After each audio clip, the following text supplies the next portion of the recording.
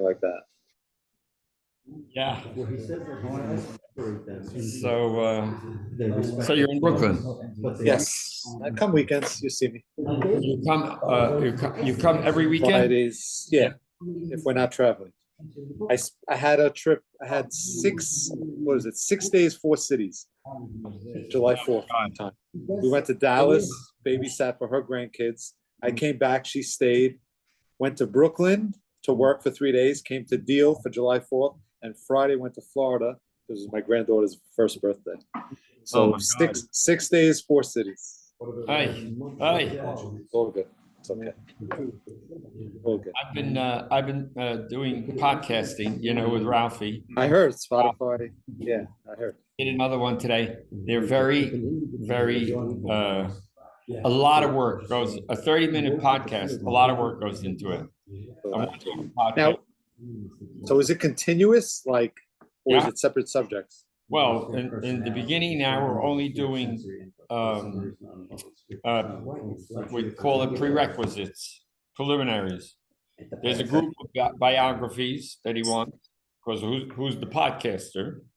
Right. So I did 2 biographies. There'll be another 2 or 3. We'll see how many more. And there's, number symbolism, for example, and then there's methodology. So the methodology, we're not yet fit. Maybe we're finished, and once we finish with all the prerequisites, we still haven't started although the methodology you learn. Yeah. You're learning them as more than the methodology. Yeah, you're learning 15, so it's very good. But I could never do this without Rabbi Ralphie. Never. Oh, He's an entertainer. He's amazing. Yeah, his classes are half stand-up comedy and half class. Yeah, he's amazing. Yeah, he's very He's natural. He's a natural. Yes. Yeah, he is. He's real good. This one I had to do was, why am I making podcasts? The reason for it, right? And he's terrific. So it's good. We intend to do it for the rest of the summer, and then if things go well, we'll do it all next winter. Okay. Try to listen to them. We can get started. How many guys you got there? Summertime. What? What's that? How many guys do you got there? 8 people. What the heck? Summertime on a Wednesday night. They're crazy, these people. Absolutely not. Your class, we're in. Okay. So that's from Sunday, by the way. That's a I'm good. taking my video off because I'm going to be Close eating it it. all the way. I say try not to close it all the way. Yeah, it's a wall. No, you can close it more. You can pull it more. No, it'll go. Pull. It'll go more. You'll see. There you go. Right. That's enough. Yeah, when that thing is closed, that's like a wall. That's as thick as a wall. Weighs, hundreds of pounds. That's the way they use. All these rooms have those kind of sliding doors. So when there are meetings in here, you don't hear anything outside. It's amazing. Now everything is made out of tissue paper, right? All right. So what are we going to do tonight? Who remembers what we did last week? Anybody? Holy macro! Yeah, it's crazy because I don't ever remember anything else other than the class. What did we learn last week? We were looking through the incidents, the events that were taking place, specifically with respect to Elisha. Right. And Elisha taking a very practical approach to this specific case with the brigands that were captured and were fed and then set free. And the general scope of Elisha's approach was very much to help us understand the contrast between Eliyahu wanting these miraculous now solutions versus Elisha saying we got to do real lasting solutions. Right. And the hope so added to that gets the fact that none of the stories are talking about, nothing is really talking about miracles, quote unquote, like you think. When I say nothing, I mean nothing. Never anywhere. When you read any story in Tanakh, is the story talking about the kind of miracle where they were sitting at the table and the book rose off the table. Those kind of miracles don't happen. Miracles happen, they're miraculous, like 1948. That's miraculous. You come out of 10 years of Vietnam and millions of people killed, and you years ago, I used to say, you go to a guy in the, God forbid, in the camp, and you tell him there's in 3 years from now, you tell him Israel is gonna have a nation recognized by the world. And then shortly after that, they're gonna become one of the most technologically advanced nations in the world. And the whole world's gonna look to them like there's the America, you'll tell them there's like America and Russia and Israel. And the guy will tell you, Hazi, you lost it, the war, you're not well. That's what he really would say. The guy wouldn't even say, he'd say the guy lost it, and it's absurdity. That's how I used to teach it. But it's a miracle. So the guy says that kind of miracle is not going to happen. Now, after the miracle, are there a lot of people that say it wasn't a miracle? In Israel, there's 8 million people. Does anybody in Israel say it wasn't a miracle of 8 million, 2 million, 3 million? What? It's a lot of people. How about the world? Yeah, there's no miracle. It's not that. Miracles are miracles, but it's a miracle. That's how miracles are. The 67 war, the 73 war, right? Those are miracles, outright miracles.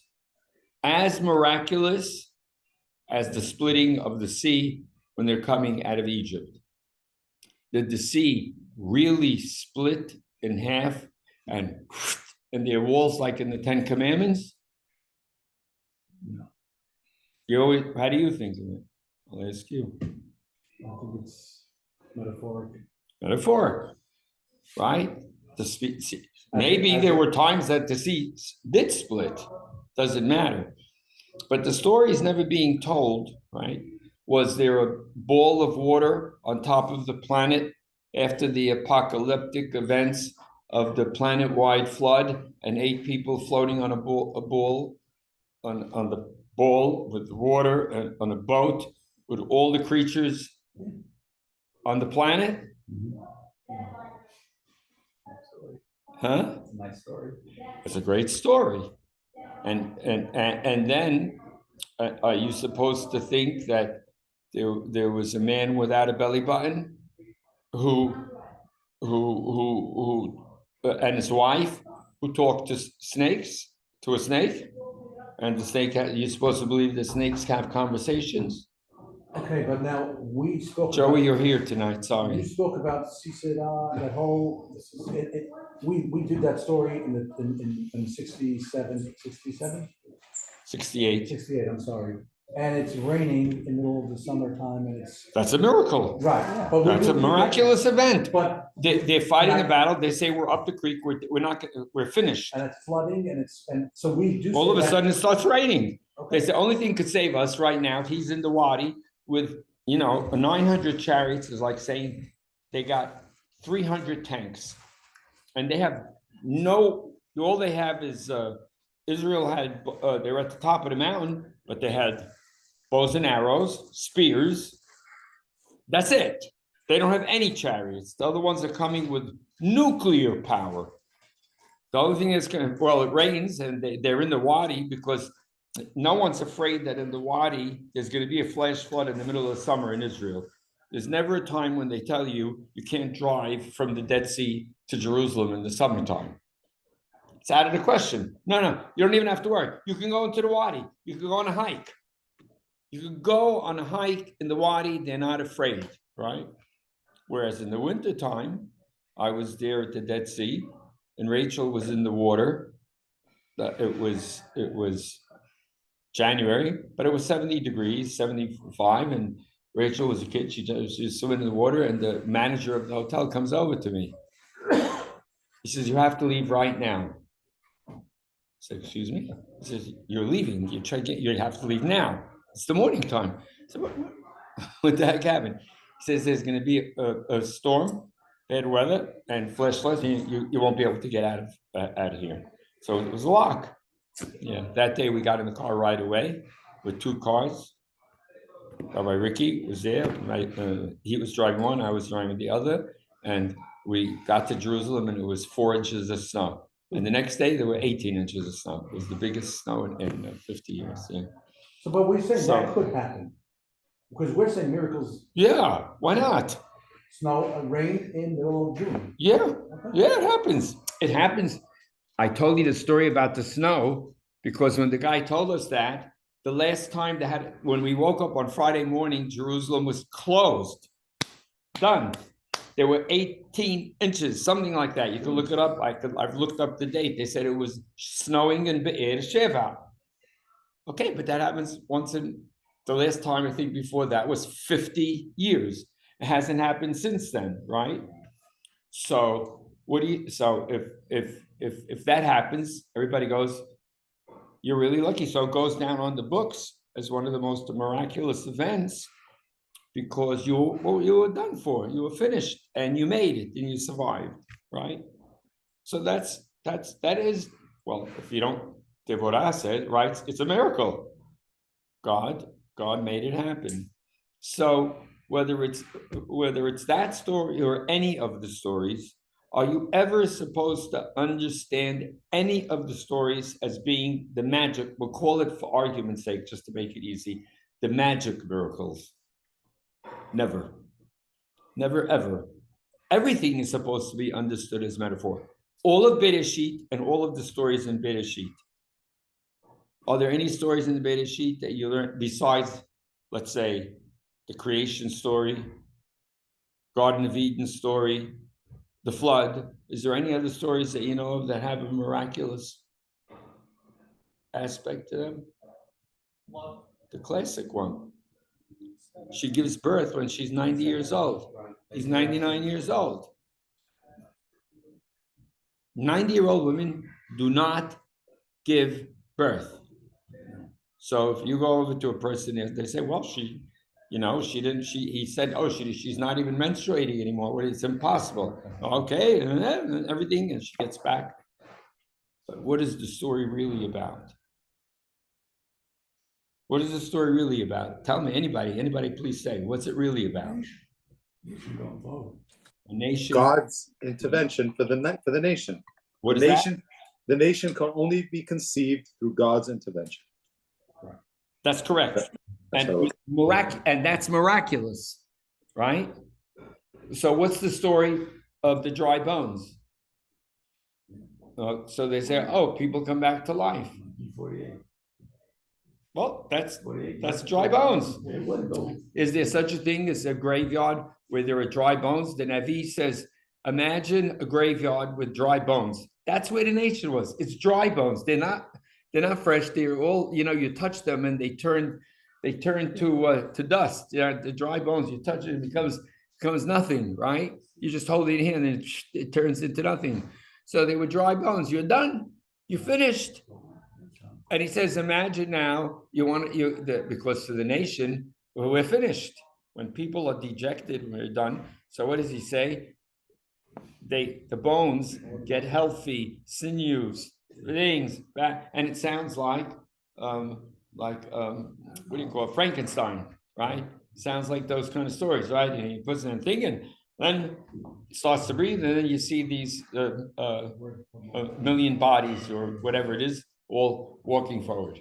Now, does the Navi expect you to believe that?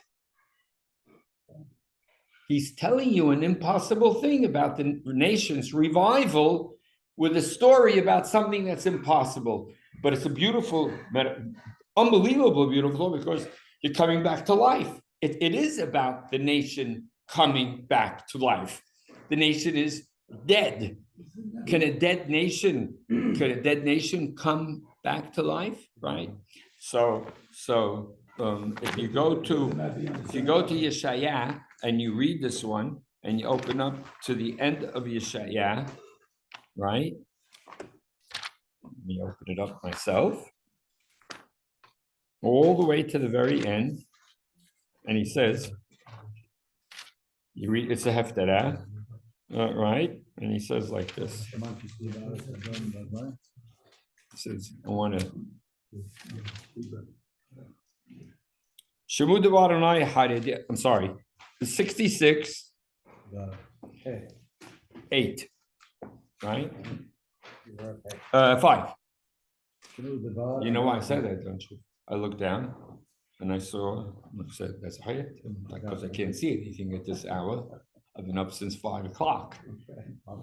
And I did the Hollywood. By the way, it's Hollywood. Tell me it's Hollywood. It's Hollywood. Before we do it, take out the phone, turn off your own phone, turn off the main phone of the house. Tell the Google, I have the hub, turn off the sound. Tell the housekeepers no vacuum cleaners.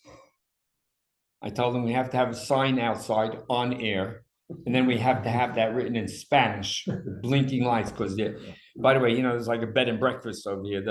They're cleaning. The staff is more people than there are on the table right now. You know what I mean? And they don't dichna from them. So it's the funniest thing in the world. But then you have to have a script. Ralphie makes it. Rabbi Ralphie makes it 1, 2. We're going to go to this point, and I'm like, oh, we'll just talk. Leave it alone. No. We have to. I listened to biographies. They're phenomenal. Oh, you had fun? Yeah. So I had to listen to them again. Yeah. Because there's so much information. There's a lot of information. Yeah. There's more information. A lot more information coming. A lot more. Yeah. Yeah. They were fun to make. I'll tell you that. That was enjoyable. Driving from Brooklyn to New York. Great. And also, every time you make it, you go like this. The person who's listening to this is in a car or a subway or some kind of transportation, whatever that, or walking, right? They're in motion. That's when people listen to podcasts. It's very seldom a person comes home, eats dinner, sits down and listens to a podcast. It's not. So we have to think of the guy doing that so that you're talking to someone in that frame of mind. If you get too complex, you lose the guy. If you go too long, you lose him. Me, I'm going to go for, I told him in the very first one, I said, well, so we'll go like an hour and a half. He looked at me, he was going to throw something at me. He goes, I said, so what do you mean, like an hour? He goes, no. I say 45 minutes. And then he gave in to that. He wants 30 minutes, 35 minutes. Listen to a lot of them. If the guy wants, listen to another. Yeah. So in any event, so let's read this anyway. 66. Who has the English? Joey? Yeah, okay, Joey, you're good. You're good. Listen to the word of Hashem, those that are, what is Haredim? Concerned. Shaking or concerned about his harada. Wait, we have to wait half an hour for him to find the 66.5. I mean, he's supposed to have it like at the tip of his tongue. We got another 10 minutes. Yeah. Read. Oh, hear the word of the Lord, ye that tremble at his word. Okay. Right. So you're people who are very, very right. Very good. Right. Not fundamentalist Jews and Mashari, right? Amru ahechem son echem minadechem leman shemi yichbad Adonai v'ner'eh b'simchatchem v'hem yiboshu. Go. Your brethren that hated you, that cast you out for my name's sake, said, let the Lord be glorified, but he shall appear to your joy, and they shall be ashamed. Call Shagon Meir, call Mehechal, call Adonai Mishalem Gemul Lo'ibav. A voice of noise from the city, a voice from the temple, a voice of the Lord that rendered recompense to the enemy. B'terem tahil yalada. Before she travailed, she brought forth. B'terem yabo hebela v'himli tazachar. Before her pain came, she was delivered of a man-child. Right? Now, what is the imagery? Before anything happened, before even the labor pains, boom, and the child was born. Mishama kazot. Who hath heard such a thing? Mira al ka'ele. Who hath seen such things? Hayuhal eretz biyom ehad. Shall the earth be made to bring forth in one day? Im yivaled goy pam ehad. Or shall a nation be born at once? Ki hala gam yaledat Sion et baneha. For as soon as Sion travailed, she brought forth her It children. happened in a minute. You ever heard of such a thing? He says, you ever heard of such a thing? What do you mean? It happened immediately, right? Hani ashbir, God says now. Hani ashbir velo olit. Shall I bring to the birth and not cause to bring forth? Yomar Adonai, im ani hamolid va'asarti, amar Elohayich. Or shall I, who cause to bring forth, also shut the womb? Simhu et Yerushalayim v'gilu ba, kol ohabeha. Rejoice ye with Jerusalem and be glad with her, all ye that love her. Sisu ita masos kol hamit abilim aleha. Rejoice for joy with her, all ye that mourn for her. Leman tinku uspartem mishot tanhumeha. That ye may suck and be satisfied with the breast of her consolation. The breast of her consolation, right? You're drinking in the consolation, right? Leman tamotzu vit anagtem miziz kibodah. That ye may milk out and be delighted with her abundance of her glory. Right. It's unbelievable. It's unbelievable. He's so he speaks with such power. You ever hear of such a thing? You ever hear of such a thing? A city can a thing come into being in one day? Well, when you look back on 48, you don't think it came into being in, it's like saying it came to being in a day. It took a minute. Yeah. It was, as you said, it was an overnight thing. So that's miraculous. So in Bereshit, when you read about the stories about giving birth at the age of 90, of course, that's talking about the miraculous events. Now, today, I had to give examples where Yirmiyah crosses directly with other stories that are very similar to his life, such as the board. Yirmiyah is in a board, Yosef is a board, right? There's so many similarities, even the way it's written, the story about the board and what it says and how they took him out of the board, right? And how Yirmiyah is taken out of the board has similarities to it. You know, Yirmiyah is saved by Ibn Melech HaKushi. He's in the palace. He's the servant, the Kushite, right? It's Kushi. It's from Kush. It means he's a black guy, right? And he's in the palace, and he goes over to the king and he tells him, Yirmiyah is dying today. He's been in that pit for 3 days. It's good. The elements, the starvation and exposure. There's hours left. He's done. So he gives him 30 soldiers. 30 soldiers in those times, it's like going out with a impregnable. You can't touch those guys. They're from the palace.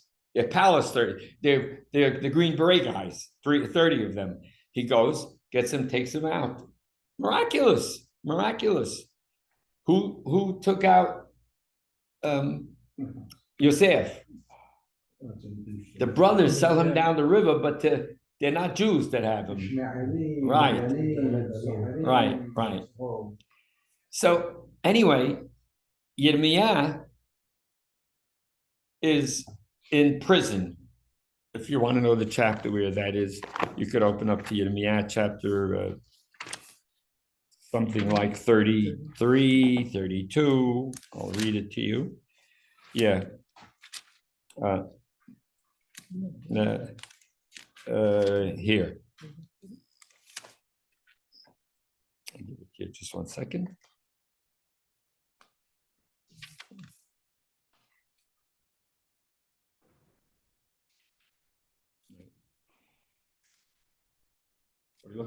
Yirmiyah's when he, I'm looking and I'm saying I'm not. Thank you for that. I turned the pages fast. Yeah. So I'll give you the exact chapter and verse. And no, not 34. It's before that. No. No, wait.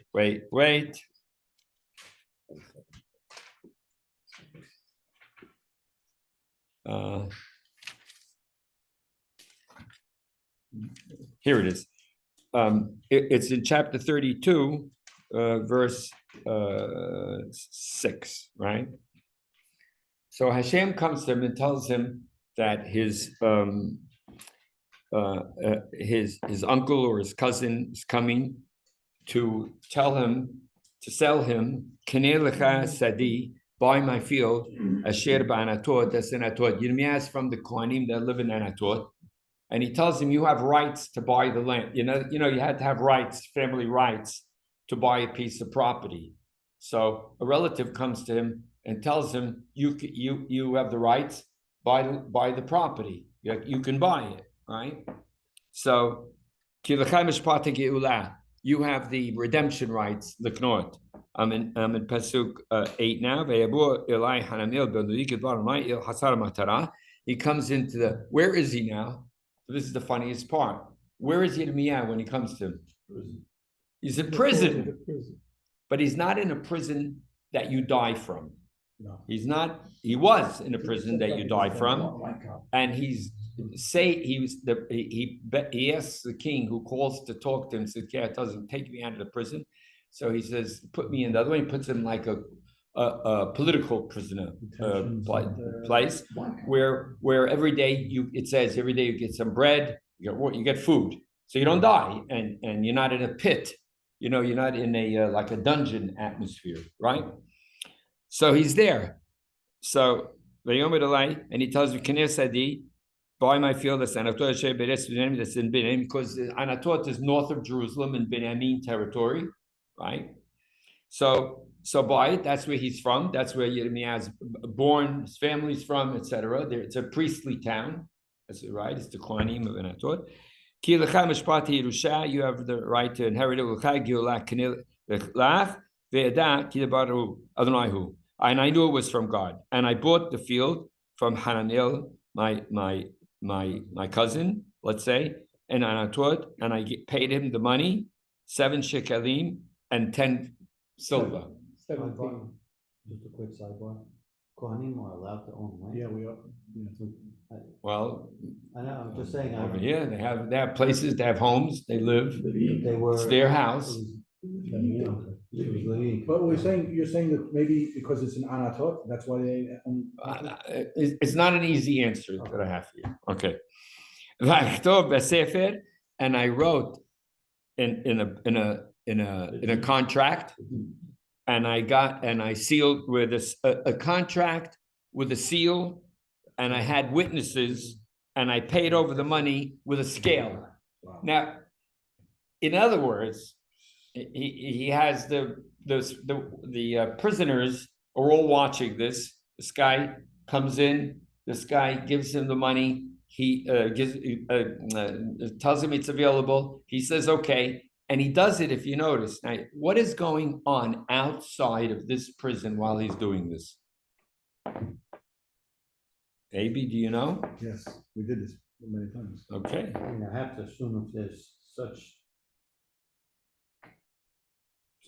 care taken to describe how careful he is with this transaction, it may seem as though what's going on outside is a little bit more of a contrast, a little bit more chaotic, a little bit more. The enemy is about to break over the walls. Okay. I always tell Abu, whenever I tell this story, it's like you're in the Warsaw Ghetto and there's a 1 square mile left up. That someone's buying from someone else. And the guy tells him, I'll buy your house. I says, okay, give me the money. Everybody's dying. There's nothing left. Yeah. So he does it.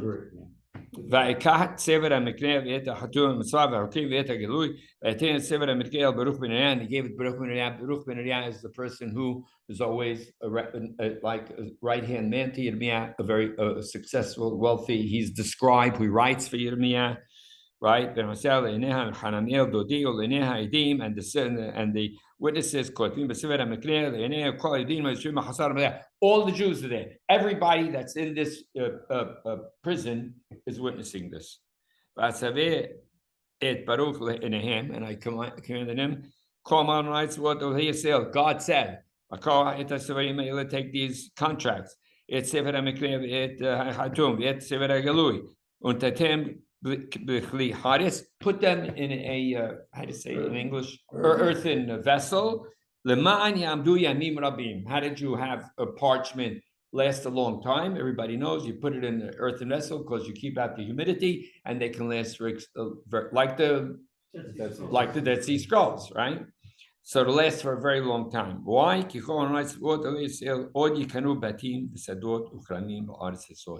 Yet will they be buying houses and fields and vineyards, and there's going to be bopping away, buying, selling, activity, economy. There's a famous quote, I think it's by Rothschild. It says, when there's blood running in the streets, buy real estate. Buy real estate, right. So he does it. And then Yirmiyah, as always, who never hides anything from you, says, and I made the following prayer.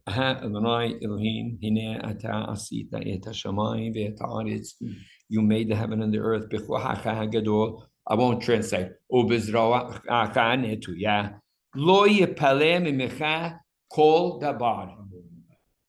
Those are very famous words. Lo yipaleh mimecha kol davar. There is nothing too wondrous for you. You can do anything. Oseh chesed alafim. You all know what that means. Shalem avon abot ilhik b'nehem acharehem. By the way, this is where you get it in the Amidah when you say Hayel Hagadol Hagibor Hanora Hagadol Hagibor Adonai Tzavot Shemo, right? Hayel Hagadol, right? Gedol Ha'itza V'Rabba Alila. Joey, you translate now. Gedol Ha'itza V'Rabba Alila Shein Enechab B'Kod Al Kol Derchei B'nai Adam L'Tit L'Ish Kin Derchab V'Chavri Ma'alalav. Great is, they say this in the funerals. Right. Great in counsel and mighty in work, for thy eyes are open all the days of the Son of Man, to give everyone according to his ways and according to the fruit of his doings. Asher samta otot umoftim be'eretz Mitzrayim. You all know what that means. Ad hayom hazeh. Until today. Now you have to understand that this is 586. He's referring to as something that's 700 years ago, right? Not a millennia, but a long, until from then until today. Ubi Israel, Ubi Adam, Tasach Hashem, Kayom Hazeh, and you made a name like this day. Vatotzet Amachet is Yisrael Me'es V'Srayim Beotot, Moftim, Ubiyad Hazaka, Ubizroat Nevtuya, Ubmura Gadol, Vatitin Lahem, V'Ta'aretz Hazot. He gave them Shinishbat Avotem Latet Lahem Eretz Zabat Halab Ubash. Ve'ebo Ve'shu Ota, and they inherited it. V'lo Shamu B'Kolecham in verse 23. They didn't listen. To'atcha lo halaku, and they didn't go after your Torah. It Kol Asher Tzivita Lahem Lasot Lo Asu. Everything you commanded, they didn't do. But Tikra Otam It Kol Harazot, and now all this evil has befallen them, right?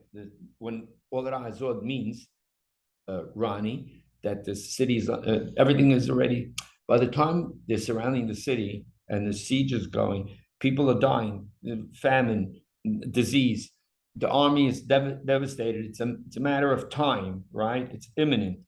The surrounding area is wiped out, right? Everybody that's in the city is because the city has walls, so you can protect. The rest of them are all Now, the solelot are the things that they put up against the wall so that they can climb up them. They call them mounds. The siege works are up against, the siege works are already there. They're up against the wall. The lochda, to capture it. So once the siege works are up there, it's just a matter of time because the army that's surrounding now is much more powerful. The soldiers inside are devastated, weak. Right, weapons have been depleted, and they're bombing the city. In those days, the equivalent of bombing, they're bombing the city nonstop, right? And now they're going to make the breakthrough because once the siege works are up there, and once they're over, it's all over. And the city is given over to the Kasdim. Those are the Babylonians have the Kestim are the ones that are attacking. Because of the sword, the Ra'av, the famine, the Hadabir, and the plague, pestilence, and everything that you spoke about happened. And you see, Yani, how long has Yirmiyah been prophesying this? 40 years. 40 years. So he was 17-year-old, 18-year-old. He's now 57, 58 years old, right? Maybe not even 60 yet. Maybe he hasn't turned 60. How old are you? 60. Yeah, he's that age. So he's in his prime. He's fine. You're not 70 in that world. You're 60. You're rolling. I've been talking to you for 40 years. Yani, he's talking to them since he was that old. And here are the two ages, right? And now it all happened. And now it came about. You heard the build-up? And you told me, Adonai Elohim, buy a field, bekesef, with money, and with witnesses, get witnesses, make it official. But the city's given over. Now this is the prophet, Yirmiyah. He just told God, I know you could do anything. You can't do that. He's talking to God. And you know how he says it? Are you kidding? Right. That's after he said you can do it. He prefaces his words. He makes the prayer. God, I know you can do anything. You created the world and everything. And you said everything perfect. But you told me to buy the house? Buy the property? What am I doing? Is he expressing doubt?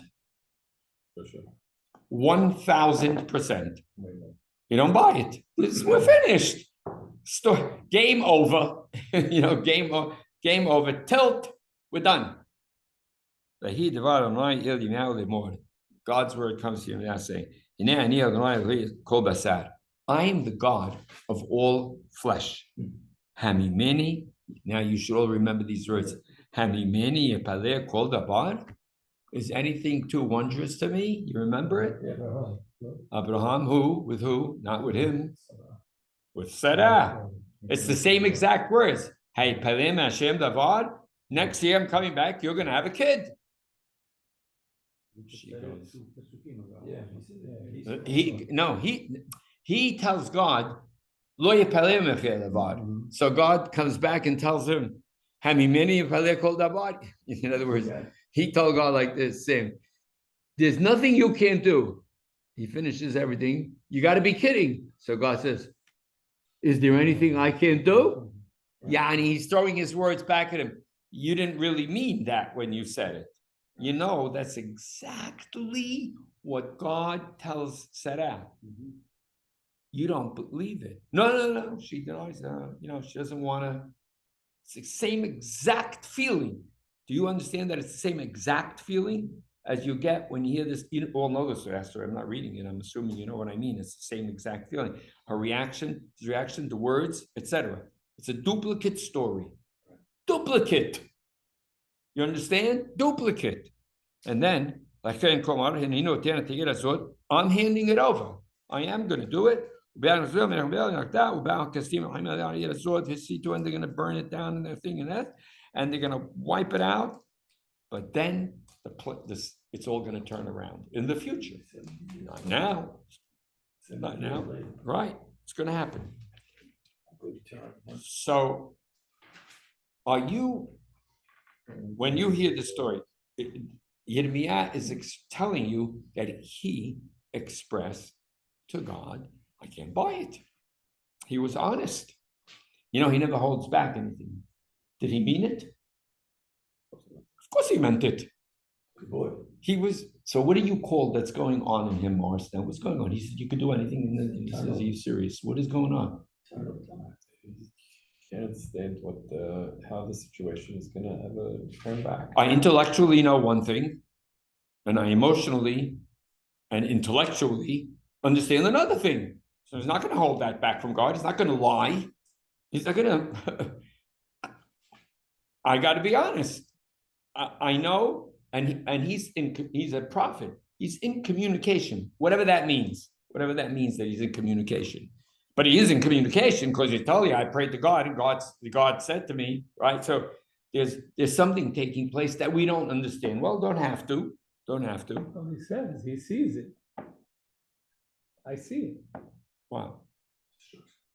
Yeah, saying, I see, behold, I see it. So what he sees with his own eye. The pestilence it is. Yeah, that's what I said. It's done. That's the reality. That's the reality. Right. His reality is his reality. It's impossible. It's over. But I thought God could do anything. Yeah, but not this. That's why the dry bone story, not dry bones. You're not going to be able to take dry bones and put skin, and they're going to come back to life. It's a great metaphor, because nobody comes back to life from the grave. You're dead. You're dead. So sad that people say, oh, there's Triat HaMetim. Of course he didn't mean that. And of course Yirmiyah is expressing the same kind of thought. It's just impossible for it to happen. It's impossible. But it did happen. The rabbis, when they put that into the Amidah, were referring to never. Triat HaMetim? No, they meant God. No, they meant Mehayeh Metim in the sense of renewal. God takes a situation that you're finished, you're cooked, and he brings it back to life as per the way the Navi wrote it. So when you're Mehayeh Metim, you bring the dead back to life, not the dead in the story, in the monster stories. Huh? Exactly. It doesn't mean that. It means you brought the dead back to life. It's dead. Yirmiyah just as that. I can't. They're dead. I don't buy it, because dead people don't come back to life. So God says, "Are you telling me I can't pull this off? You just told me I can't do it." That's how God is. You just, oh yeah, you'll see. But by the way, I am destroying the city. There is going to be nothing left. There is going to be a wipeout. That's what I told you was going to happen for 40 years. You've been telling me it's going to happen, and it's very sad. It's beyond sad. It's beyond tragedy. Beyond. You can't even talk about it. But the fact of the matter is, it's going to turn around. So that's that story, which sounds exactly like the Sarah story, exactly. And the story about Sarah is, of course, meant to be understood the way this story is understood. That metaphor and this story, this is the actual kind of story, so to speak. That is the story about that concept, that idea that when the nation is at a crossroads and there's nothing to be done, it's going to happen. And it does happen. And it does turn around. And there is a miraculous event. So how many of the stories in Bereshit are to be understood like this? I'll ask you. I think all of them. Every single one. I think if you look at Bereshit, there's a movement. It's 18. There's a movement from the beginning of Bereshit. 17 is the bit. I'm sorry, just like I tell him. 17 is the Berit, right? 18 is where it turns. 18 is that story and the story of Sidon. Right. So the Pentateuch half us you down. 18. 14. Right. See the same exact words. You think Yirmiyah is using the words by accident? Same? No. Also, yeah. it's used in Devarim right after all the holidays. Yeah. No, that's different. That's different. That's the reason when a thing comes to you. No, that's when a case comes before you in the courts. Different. Good job. So all of them. Yeah. But you also see, I was going to say in Bereshit, that there's a movement from the beginning of the Sefer to the end. Two things are going to change from the opening stories until you get the largest narrative of Yosef. I don't think Yosef ever has a direct thing where it says, Vayomer Hashem El Yosef, does Yeah. it? Not once. No. Not Only once, through his dreams. right? No. So there's a difference that takes That's true. place in that respect. And then also, as we all know, with the comparisons to the Purim story between Yosef and Purim, you also don't have the miracles that are going on being spoken about in the Yosef story in the same way. So there does seem to be a transition in the way that Bereshit is going to frame the metaphor of those miraculous events from a very stark and Miraculous nature. miraculous, in other words, retold in a miraculous, supernatural way to, and all of a sudden Yosef goes from jail to second in command of the entire world, for that matter, Mhm. right? So that type of thing is almost a commentary on itself in the way that communication or miraculous events can be viewed. Right. That's all. That it's transiting, you're saying? It's transitioning the descriptive way that both communication with God is taking place and miraculous descriptions. You're being educated about what it is. Right, And you're because seeing, when you see the Yosef story and he comes out of jail and he's put in second in command, you go miracle, right, right? right. But it doesn't say, and God turned Paro's mind and. No, it says circumstances were that it happens to be that he was in a prison, Yirmiyahu is in a prison. He talks to the prison, Yeah, Yirmiyahu, the king calls him out of, Sidkiah calls him out of the prison, right? Calls him out of the prison. Both of them in prison, both the king calls him out of the prison. So it's transiting. Yeah, to almost like you could read it as serendipitous, the whole thing. Yeah. He gets saved from the he war, saves, he he gets tells pulled. them that he tells them things. Of course, the story about telling one of them, the cook and the cupbearer, he tells one, you're gonna live, and the other one, you're not gonna make it. What is that? He told the future? Are you supposed to think he told the future? There is no telling. Or what? There's no telling the future. You can't tell the future. Well, how did he know? Because he's right in command. He knows them. Yes. He's you have to think of him as being a prodigy. Brilliant. Super brilliant. Not brilliant. One of those guys that's one of those amazing. Insightful. Right? Very, very, very, he's a cutting edge person. Like we were talking about Elisha. Is Elisha cutting edge? Yosef is cutting edge. And what is the minute he says the king's not satisfied with what they're telling him is going to happen. So he says, I know a guy that knows these things. So he says, I'll talk to anybody. Bring him in, he hears him, he says, that guy knows what he's talking about. Yeah, but What does it mean that guy knows what he's talking about? This guy's brilliant. He knows it's gonna be 7 good years, he knows it. It means he's brilliant. When you meet a guy that's super duper brilliant, super duper insightful, what do you do with that? And when you're in a government, Your point. immediately that guy's, and you take him in, right? Immediately, right? Because that guy's going to make you money, make you make you power, give you technology. Nobody lets that guy go. Rabbi Shammah after 2 hours. What? Rabbi Shammah after 2 hours. That's correct. What I told in the story when I said it. He spoke to him for a couple of hours. They're looking at this 21-year-old Sephardi guy. You should listen to the biography, right? And he tells him, he's the guy you learn with. That's the guy you learn with. That guy's going to become the next Rosh Yeshiva of the #1 yeshiva in the world. That guy? Well, it was quite evident after he spoke to him. That's why I said it over in the biography. It was quite after evident when you finished talking to the Rab when he was 21 years old. You were like this, you got to be kidding, right? I didn't tell the story about, I don't think I told the story in the biography. When the Rab, when I used to have a yearly meeting, I'd bring a consultant, one of the top top-notch consultant woman.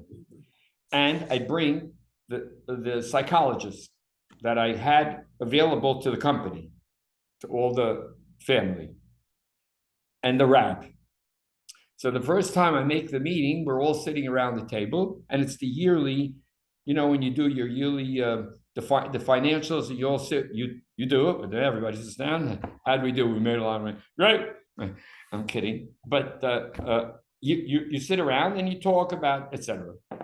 So at the end of the meeting, the consultant comes over to me and goes, "Who is that guy?" Because he's a rabbi. The rabbi looks like a rabbi, right? He has a kippah. He's the rabbi. What? How does he know all of that?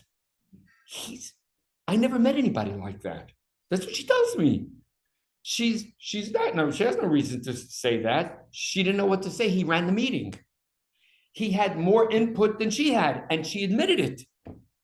The psychologist comes back and he's totally floored. Each one separately is talking to me about it, right? So that's what happens. That's why I told that story over. And you remembered the part where he became, when he went to Lakewood. So you know it when you meet that kind of person. And that's what happened. What time is it, late? No. I got another 10 minutes. 10 minutes. So what happens when you meet up with that type of individual, with Yosef, right? It's a no-brainer. And then when you hear what he has to say, that makes sense, right? So what did he know about the two of them? He evidently, you could do whatever you want and attack me now. I say, he saw one of them, he says, "You're not making it." You can make it. Does he know for sure? He's making a call. Making a call. I don't think you're going to make it. Tell me your story. He hears the story. He hears the story. If you're very sharp, you can assess the situation and make a call. Can you be right? Yes, you could be right a lot of the time, right? Well, I know a guy that you talk to him, you tell him a thing, he makes the call. And when he hears how he assesses the situation, is that on Paro's mind? Is this problem percolating in him?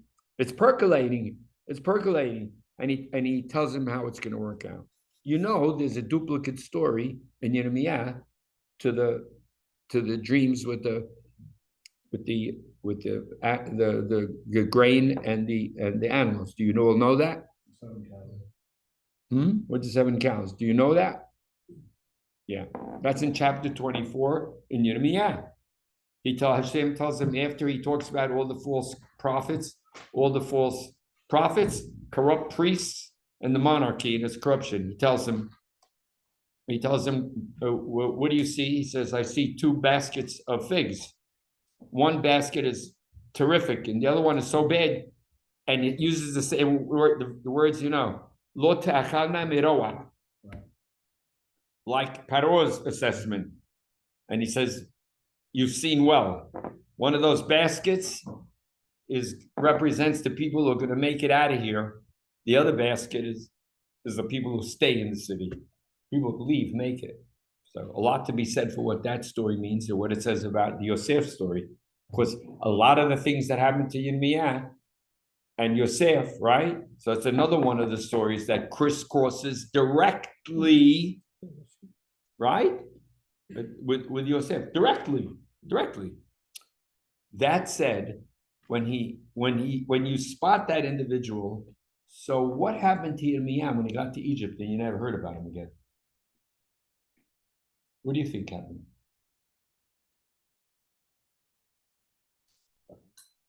I think he came to the attention of the leadership. Because anybody who talks to Yirmiyah, anybody who talks to him, this is the guy. This is the guy. And I think no one knows what happened to him. I think that's when he wrote a lot of what he produced. Not when he was under pressure, but he was able to write because they weren't out to kill him. And he wrote it, therefore, in Egypt. When the leaders over there recognized him for what he was and gave him the opportunity, in the sense of do what you want. Remember, Nebuzaradan offers him, the general who conquers Jerusalem, right? He's Sarah Tabahim, so same guy, same names. Remember, Yosef has the Sarah Tabahim. He comes in and he tells, I have instructions to bring you to Babel and take care of you, set you up. In that world, when the king says, I'm going to set you up, it means you get a house, money, I'm going to set you up, right? He refuses and they find him in the chain gang, right? And he goes crazy, don't do that. Supposed to take care of him. So I think that that's a recognition of the individual's abilities, and that is how you're supposed to understand all these stories. That means that now that we've spoken about this, it's the opportunity to say to you that means that every single thing in Bereshit, every number, every date, every name, every person, and every story is a narrative that's supposed to mean something on a much deeper level. And that's literally every single genealogy, every name in every genealogy, every date, every single date that's there, right? Right? What date do we know that? I tell you, because Tisha B'Av is coming. Oh yeah, and Noah, right? And Noah, yeah. On 2/17, the flood starts. It says in the second month, the 17th day, the flood started. Do you remember? Yeah. Morris, do you remember? What does that mean? 2/17. Go 80 days after 2/17. Where do you end up? If you go 90 days, it's 5/17. 4/10, 4/9. Then you end up on 5/7. What happened on 5/7? Not 5/9. The first temple was destroyed not on 5/9, Ab 9. It was destroyed on Ab 7. On 4/9, the walls went down. It's a little confusing. In the first temple, 4/9, the walls go down. Not 5/9, not Ab 9, right? Right. Tammuz 9. The walls go down. So it's almost a full month till they destroy the temple. It takes 4/9 to 5/7. It's almost 30 full days till the destruction, right? Whereas in the second temple, next week, it's the 17th, it's 4/17, and then 5/9 is the destruction, right? It's a 3-week period. Whereas in the first temple, it took a full month, almost a full month. So 5/7 is exactly 80 days.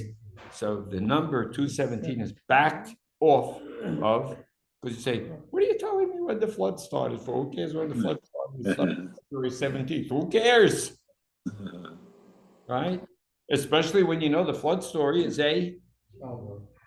not a real flood, because there were many flood stories in the world, and we have records of those flood stories. So we know the flood story is an actual flood of the planet, even though what was the greatest devastations that happened in the ancient world? Floods over there when the river flooded, when the Nile, if you had a flood, you were done, because all the crops got destroyed. Doesn't mean there was the flood, everything is floating around, and it means you got a flood that devastated your farms. It's all agrarian societies. You're up the creek without a paddle, right? After the flood. So you have those dates. Every date works. Every date, every name, every age, and every name, and it's what it means. And every single story is telling you something. Why just in Bereshit, Ronnie? Why do you stop there? I only said Bereshit because Bereshit has so many stories. So many stories, so many amazing stories. You know individuals' lives. You hear details, conversations he told, and he went there and he saw those people. And you're looking at the videotape. You're looking at the movie. You're watching the movie with tremendous implied backgrounds. You hear a story, and the implication behind the story with the way it's written implies massive things going on. You see everything. You see the movie, you see the pictures, you see the time, place, situation, individuals, thoughts, right? It's tremendous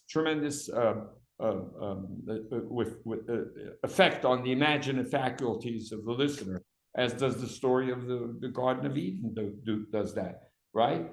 With you're thinking of that garden and the water and the thing and the scene and the tranquil scene, right? The Shangri-La scene, etc. All of that said, I use Bereshit for that, but of course, therefore, every single time you see a miracle, it is a miracle.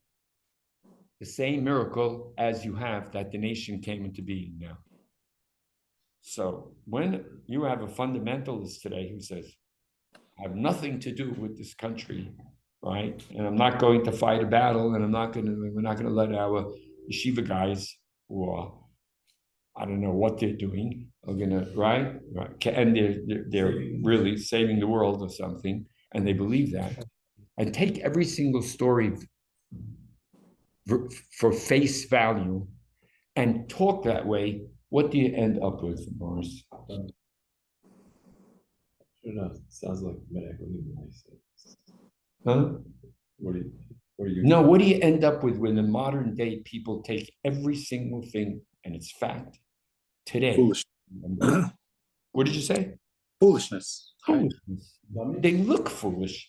They look silly. Now listen. How did that look 100 years ago? 100 years ago, it was different. 200 years ago, it was very different. We know that when Galileo said that the earth goes around the sun, they were going to kill him. They did. They killed another guy. And he says, oops, I didn't mean it. Right. But they were going to kill him because how could you're speaking against the Bible. Even though, not Jewish people, Christians. Everything that's written there, so they take it at face value. Right? Did Navi think everybody would figure it out? Or did he figure a certain segment would take it on that face value, that light understanding? So clearly the Navi wrote the story in such a way as clearly that prophetic writing, this is something that's going to be discussed at length in the podcast. Clearly, there's a depth to prophetic writing that traverses time, but not 20 years, traverses millennia. And that, of course, when he wrote the story about the snake, there were rabbis who said, oh, the snake, what's the snake? Yetzirah. The rabbis, that's 2,000 years ago. They say, they're going later. The story about the snake means that's who Yetzirah. So how do you talk about your evil inclination? A snake, it's sly and sneaky, and if he bites you, you're dead. The venom, once it gets you, you're done. If you take the drugs one time, don't they say that about cocaine or one of those things? You can get addicted very quickly. So it's a good example to use for that. If you succumb to it, you're finished. So use a snake, because a snake has venom, and the venom, once it gets into you, bye. You're finished. The snake is the only animal that doesn't go straight. Correct. He can't go straight. Right. It's crooked. I got that. It goes that way. Yeah. It's a great one of the creatures. It's a great one of the creatures to represent a sly thing. So the rabbis knew that 2,000 years ago. So how much of it was anticipated, right? Clearly, X amount of it was embedded in the text for centuries and centuries and centuries, if not millennia, and which in fact it is millennia, which in fact it is. Ibn Ezra hints at a lot of things, and he's Ibn Ezra, when he says, if you know what this means, keep it to yourself. You understand what that is? The Hamibin, and he who understands. The Hamibin Yidom, and the person who understands should keep quiet. Well, why? because the society is not ready for it. The fact that he knew it doesn't, he's telling you, if you understand what's going on over here, you keep it to yourself because people can't cope with it. That was 1,000 years ago, he said that. Today, if you keep it to yourself, what is the problem of keeping it to yourself today? Negative. You didn't look like a moron when you kept it to yourself. The other guy was not crazy. The world was a different world. Now you have educated people, right? You know, when they attack the rab, that's also going to be in the. Someone writes him a letter and says, "Do lice have eggs?" So he goes, "Yeah, of course." Doesn't say that in the Gemara, right? It said they spontaneously generate. I said, well, of course, that was wrong. You just take a microscope, you see the eggs is a fact, right? They went crazy. You're an Epicurus. You're an Epicurus. You're how do you say Epicurus in English? Heretic. You're a heretic. We're going to ban you from the Jewish nation, right? So clearly there were things that were put in that are going to take centuries, if not millennia. And clearly, to me anyway, I'll let Mars comment on this. I think there are many things in here that are still yet to be revealed. Tons. Sure. Tons. I think tons and tons of things that are not revealed yet. A lot. Because I think prophetic writing is of another order. And it's not Shakespeare personified 10 times over. It's of another order. And therefore, prophetic writing has built into it systems and ideas and concepts. And when we talk about things that we reveal and we say, look, I found this, I haven't seen it in 2,500 years. Well, because it hasn't been seen for 2,500 years, but is it there? It's a fact that it's there. So who says, so silly for us to think that it's the only thing. And that now you found that, now you reeled it in, it's done. That's silly. When I went to Rabbi Sassoon in Israel, he was sick that, and I went to the hospital. It was 1985. So I told him I had made a great breakthrough in the work because I had the computer and I did certain analysis and I did work on the Moshe thing. And I told him what I found was in the hospital. And he says, and it was amazing. I knew it was amazing. I knew it was I was jumping up and down because I knew I made a breakthrough. That's it. It's done. It's done. It was very, very beginning of the work on this level, 1981, right? That's when it was. I was 41 at the time, so I was now like 40. I was in 85. I'm 40, right? 45. I'm born. Right? I'm 40. So it was from when I was 35 to 40 that this developed. So I told him the story. So he looks at me and he goes, "Yes, yeah, you did make the breakthrough." So then he tells me, "Now you have to understand, you just got to a door and you opened it. You had the key and you turned it. And when you're going to get in there, you're going to look to your left and to your right, and you're going to see an infinite amount of doors." He went like this. Oh man, like when you look in the mirror, he says, you're just at the tip of the iceberg. And he meant that as it relates to prophecy and what it is. So I spoke tonight. I ended up speaking about this. It's late already. There's much, much more to be said about this. Much, much more about how prophetic writing works and how necessary. I don't want to end the class till I say these words. It's 9:00. Just 1 minute and I'll say it. 1 minute. If we don't, as a nation, make these ideas well known, you're going to end up with a nation that looks like a bunch of foolish people, silly people, because there are certain elements in there that are already, the world has moved forward where certain aspects of what we're talking about is, of course, the case.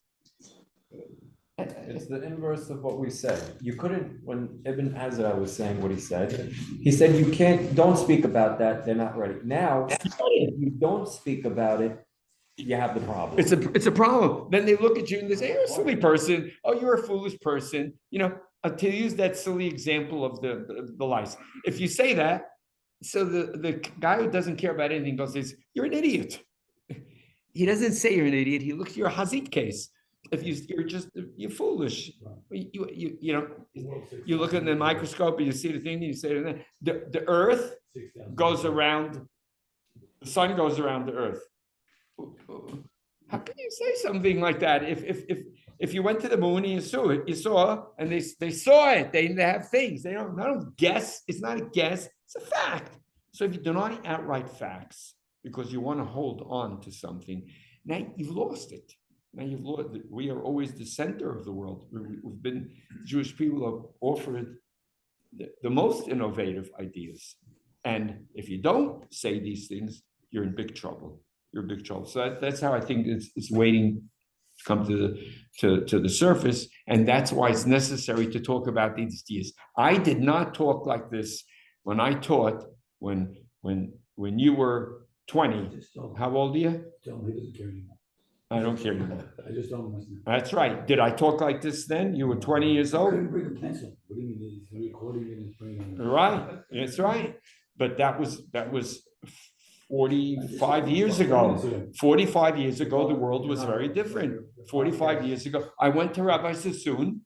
I told that story also. I didn't say it in the. I went to Rabbi Sassoon. I told him when he told me all of his ideas. 45 years ago, you didn't know too much. Yeah. No, I didn't know. I didn't know anything. I didn't know anything. That story I told over when the rabbi told me to teach, and I laughed. I thought, you got the wrong guy, right? So 45 years ago. So then I'm walking with Rabbi Sassoon. It wasn't 1985. It was before. It was probably 1980. It was a long time ago. So I told him, why aren't you letting these ideas out? I can't tell you what those ideas were, but I can tell you they were revolutionary beyond. And already by that time I knew he's right. It's not just cute. I'm not enamored of Rabbi Sassoon. You know it. We all get copies of the Blue Book now. No, not yet. So then I tell him, why don't you let these ideas out right now? So he goes, listen, Ronnie, I have a question for you. If you discovered the atomic bomb, not the Manhattan Project, you yourself, would you use it? So I was flabbergasted. I go, I'm not sure I'd use it. No, I'm not. I might not use it. He goes, exactly. He says, the fact that I know I'm right doesn't mean it's time to reveal these ideas because you like the Ibn Azra. But he didn't say you shouldn't. Many years later, in 1985, in the hospital, when I asked him after that breakthrough, I said, well, is it time now? He answered me. He went like this. That was the answer. Maybe, which means after his lifetime, I knew that he was telling me you're on the precipice. He was going, maybe it's time. So if you ask me now at this juncture, it's so clear. If you go and you hear rabbis talk, you hear the way they speak about things, it's embarrassing many times. And you're embarrassed. You're embarrassed. They're not evil people. We're not talking about corrupt priests now. I'm not talking. It's embarrassing. It's an embarrassing thing to listen to. You're squirming in your seat when you listen. You go, I can't listen to this, right? So if you don't talk about these things, and we have a nation now, and there are people in Israel that need to hear things like we spoke about tonight. Not once, it needs it about in detail, but about all the stories, all the ideas, all the cutting edge ideas that there are in the Torah, and they'll be inspired by it and get true inspirational messages. So, Thank you. Okay, I know we went a little late, but I did want to speak about this. This is what podcasts do. All right. Podcast is a platform, I guess, to. Yeah, the podcast will be a platform to take what's in the 2 volumes. The second volume is going to be published in a few months, and to make it more accessible, because I explained in the podcast that the work, whenever I wrote anything, I mean, if you want, I'll explain it quickly, it's getting late, but I'll say it fast. I explained in the podcast, and you'll hear it. I had to make everything I presented in the book be foolproof. Anytime I wrote something, it had to be incontrovertible, foolproof. It couldn't be some cute idea that it sounds midrashic. I had to have proofs. Each one had to be a PhD. Each one had to be the equivalent of a PhD. When, in other words, you bring proofs from left, right, top, back, so that when you finish with it, oh, this is a thing. This is a thing. It's done. It's not just a cute idea. This is it could be a game changer. Why? Because you know that it's groundbreaking. And if you don't do it, those who are in the know and who really care have to be spoken to that way. Otherwise, you won't make your point. But in order to do that, you have to read it 3 times and 4 times, and it becomes inaccessible, right? It is inaccessible to a lot of people, right? I'll talk to a PhD teacher, professor, and he'll say, I got it. He tells me, I got it, but I had to read it 3 times, right? So I had to write it that way because I couldn't leave. I knew that if I didn't do that, we're going to lose it. The point, they'll close the book and throw it away, right? So I knew that. But with the podcasts, you can make it more accessible. I don't have to do that. I don't have to be worried if you go read the book. Now I could say, go read the book if you don't believe it, and see if you disagree with me, fine.